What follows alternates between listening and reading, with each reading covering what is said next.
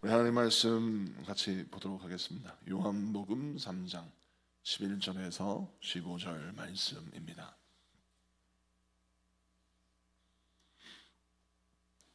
요한복음 3장 11절에서 15절까지 말씀 제가 먼저 봉독합니다. 진실로 진실로 내게 이르노니 우리는 아는 것을 말하고 본 것을 증언하노라. 그러나 너희가 우리의 증언을 받지 아니하는도다. 내가 땅의 일을 말하여도 너희가 믿지 아니하거든. 하물며 하늘의 일을 말하면 어떻게 믿겠느냐? 하늘에서 내려온 자 곧 인자 외에는 하늘에 올라간 자가 없느니라. 모세가 광야에서 뱀을 든 것 같이 인자도 들려야 하리니 다 같이 이는 그를 믿는 자마다 영생을 얻게 하려 하심이라. 아멘. 자, 오늘은 요한복음 3장 11절에서 15절까지 말씀을 통해서 믿음의 눈을 열어주소서라는 제목으로 말씀을 전거할 때 많은 은혜 받는 시간 되기를 바랍니다. 우리가 인생의 위기를 겪을 때 우리 육신 가운데 나타나는 현상이 시야가 좁아진다는 것입니다. 내가 해결할 문제가 산적하고 내가 씨름하는 문제가 심각하면 우리는 생각이 좁아지고 마음이 좁아지고 또 시야가 좁아져요. 그래서 보고 싶은 것만 보고 봐야 할 것들은 또 보지 못하는 경우가 있습니다. 왜? 내가 지금 마음이 심란하기 때문이죠. 이건 어쩔 수 없는 일입니다. 아무리 내가 정신을 바짝 차리고 뭔가 자세하게 내 인생의 모든 영역을 두루두루 살피고자 해도 이게 쉬운 일이 아니에요. 심란한 일이 있으면, 힘들고 어려운 일이 있으면 시야가 좁아지고 마음이 좁아지는 것이 사실이죠. 자, 여러분, 오늘 본문 말씀에 니고데모가 예수님께 와서 은혜를 사모하고 예수님의 말씀을 통해서 뭔가 하늘의 진리를 깨닫기 원했는데, 그때 예수님이 네가 거듭나야 하나님의 나라를 볼 수 있다라고 말씀하시니까 이 니고데모가 그 말을 못 알아들었죠.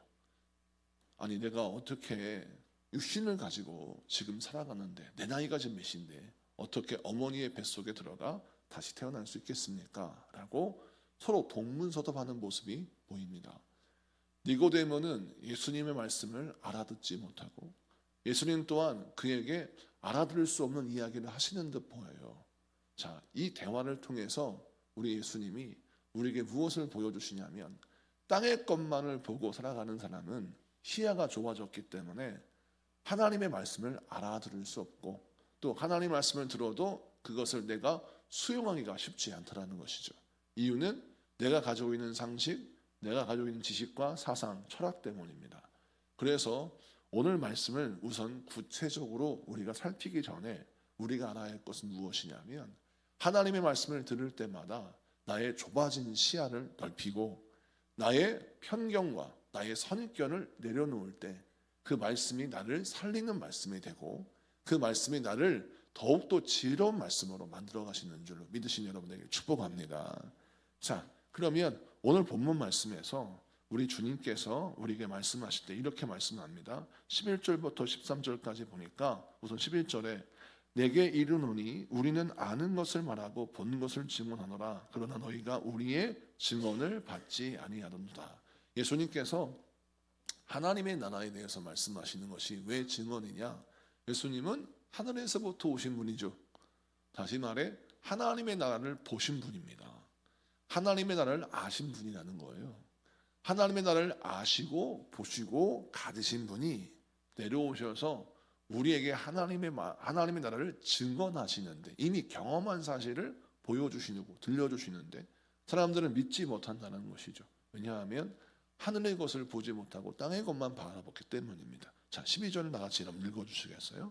12절 다 같이 읽습니다. 시작. 내가 땅의 일을 말하여도 너희가 믿지 아니하거든. 하물며 하늘의 일을 말하면 어떻게 믿겠느냐? 아멘.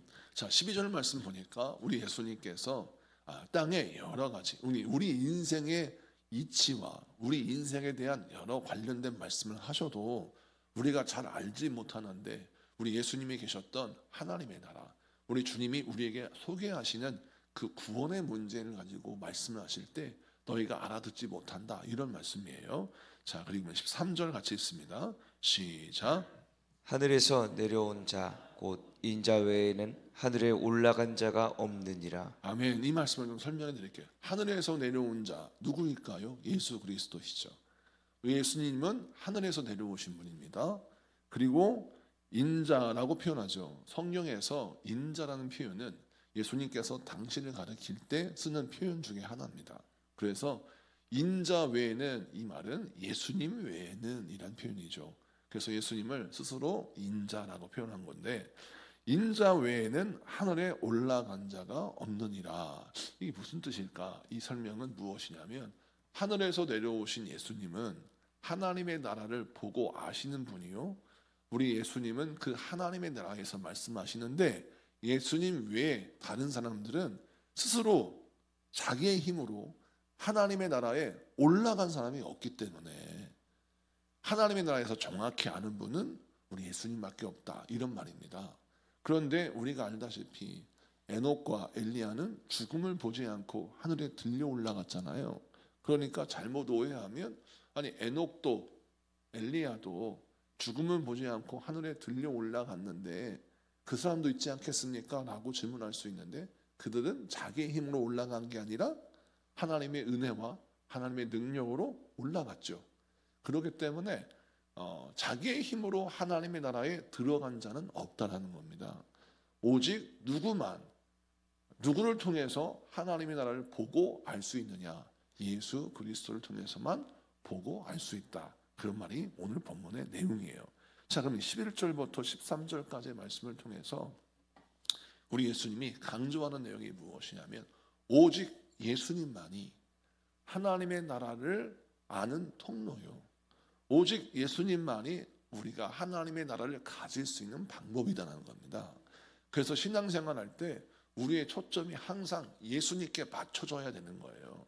내 삶이 아무리 피곤하고 힘들고 어렵다 할지라도 인생의 좁아진 시각을 따라서 살지 말고, 항상 힘들거려운 위기 가운데 있어도 내가 주님을 향한 마음, 그리고 주님을 바라보는 시야가 절대 좁아지면 안 됩니다.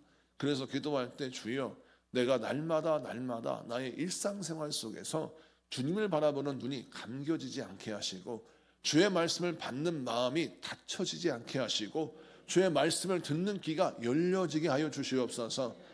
기도하셔서 여러분의 삶이 오직 구주이시고 우리의 주인 되시며 우리를 살리시는 그 생명의 길, 은혜의 길, 그 능력의 길로 인도하시는 주님을 보는 눈이 열려지게 하여 주옵소서. 기도하는 여러분에게를 축복합니다.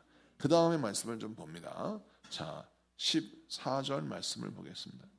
14절 다 같이 읽습니다. 시작. 모세가 광야에서 뱀을 든 것 같이 인자도 들려야 하리니. 아멘. 자, 오늘 말씀 보면 우리 예수님이 이제 십자가에 못 박혀 죽으실 사건을 미리 예고하십니다. 모세가 놋뱀을 광야에서 든 것 같이 인자도 들려야 하리니, 예수님도 십자가에 못 박히셔서 들릴 날이 올 것이다 라고 말씀하시는 거죠. 다음에 15절 말씀합니다. 15절에 이렇게 말씀합니다. 이는 그를 믿는 자마다 영생을 얻게 하려 하심이니라. 아멘. 자, 그래서 십자가에 못 박혀 죽으신 예수님이 이제 십자가에 세워지실 텐데, 그때 예수님을 믿는 자마다 영생을 얻을 것이다. 이 말씀이 오늘 14절 15절 말씀입니다. 예수님께서 이제 당신의 공생에 당신의 복음을 선포하고 증거하시는 초입에 우리 예수님이 십자가를 간접적으로 예고하십니다. 우리 예수님은 우리를 위하여 십자가에 죽으신 각오를 하고 계시고 또 그 일을 이루시길 원하십니다. 이유는 예수님을 믿는 모든 사람들마다 영생을 얻게 하려 하시기 때문이죠. 자, 그런데 여기에서 예수님을 믿는 모든 자요, 이 모든 자에는 나도 포함되어 있어요. 할렐루야. 우리가 항상 이 말씀을 읽을 때마다 어떤 은혜를 내 마음에 새겨야 되냐면, 나는 예수를 믿는 모든 자마다 영생을 얻게 하는 은혜에 속해 있다라고 깨달아야 합니다.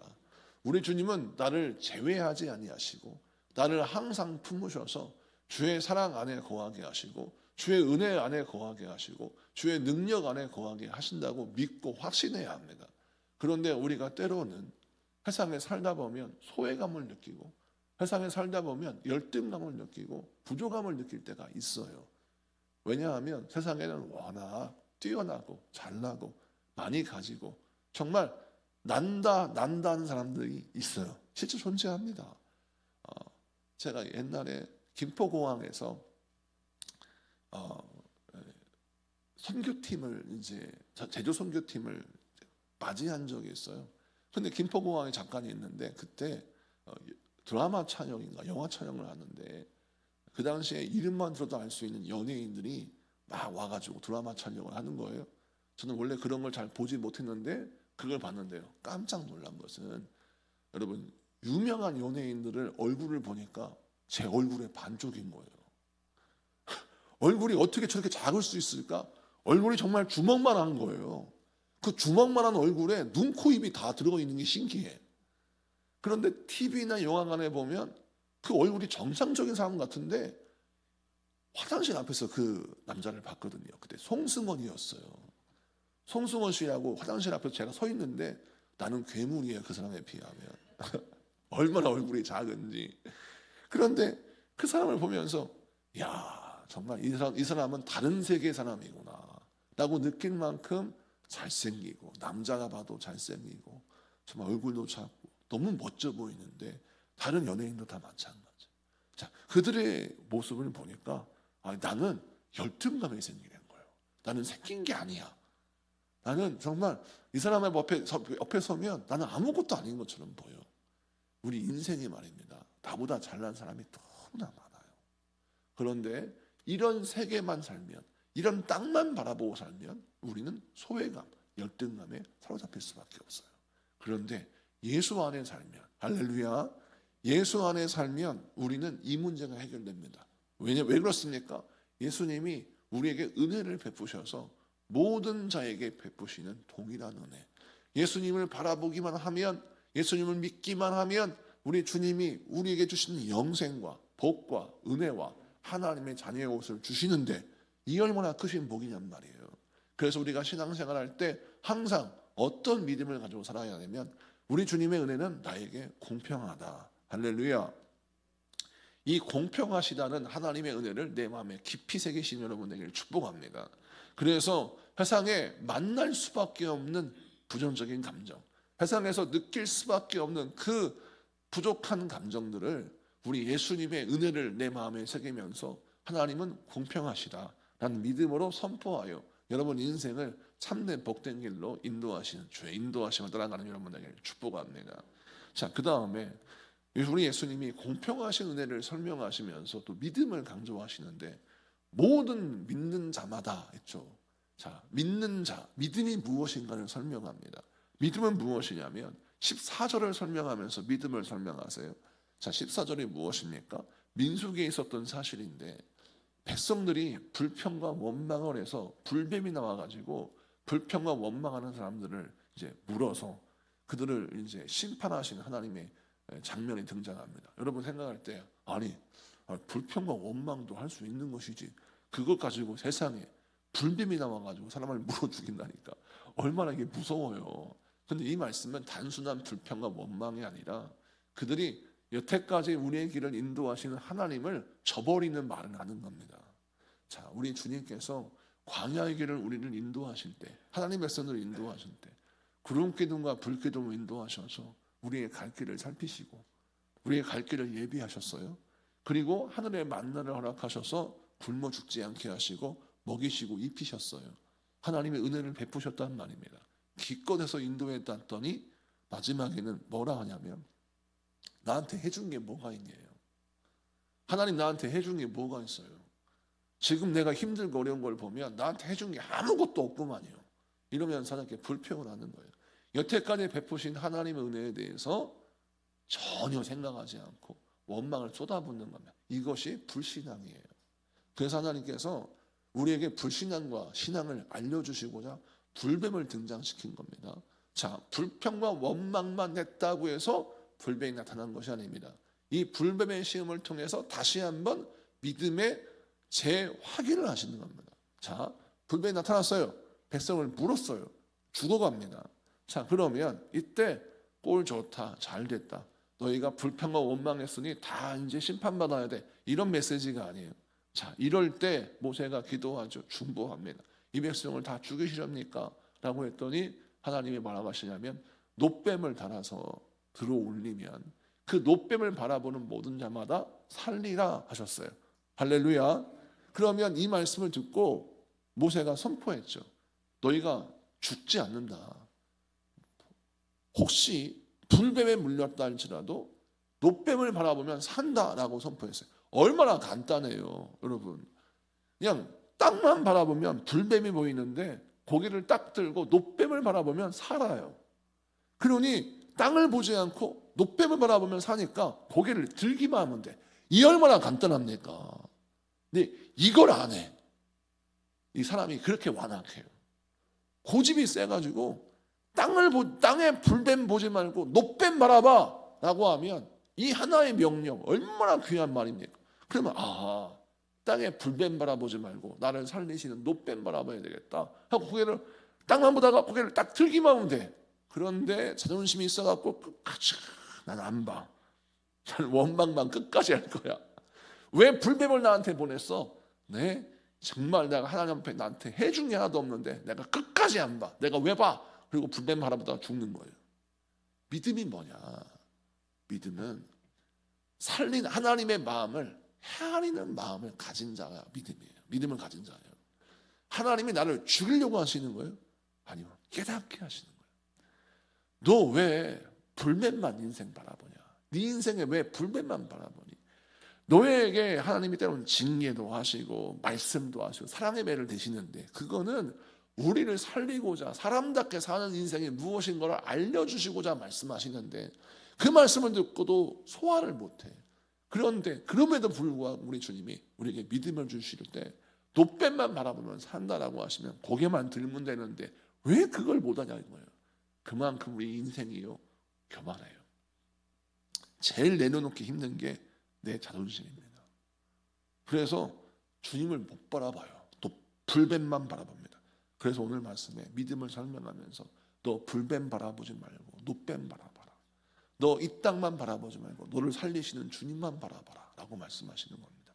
이게 믿음입니다. 그래서 오늘 이 말씀을 통해서 여러분 어떤 결단을 해야 되냐면 우리 주님은 우리 인생의 광야에서 어디 가나 우리 주님께서 우리가 바라볼 수 있는 자리에 서 계십니다. 그리고 말씀하세요. 너는 주를 바라봐라. 그러면 땅만 바라보던 여러분의 인생이 주를 딱 바라보는 순간 여러분 구원을 얻고 영생을 얻고 능력을 얻는 것처럼 우리 주님께서 여러분에게 생명의 은혜를 더하실 줄로 믿습니다. 말씀을 마칩니다. 자, 주님 바라보는 게 그렇게 어렵습니까? 어렵지 않죠. 근데 왜 바라보지 못할까요? 악한 영의 때로는 우리의 영적인 시선을 묶어버리기 때문에 그렇습니다.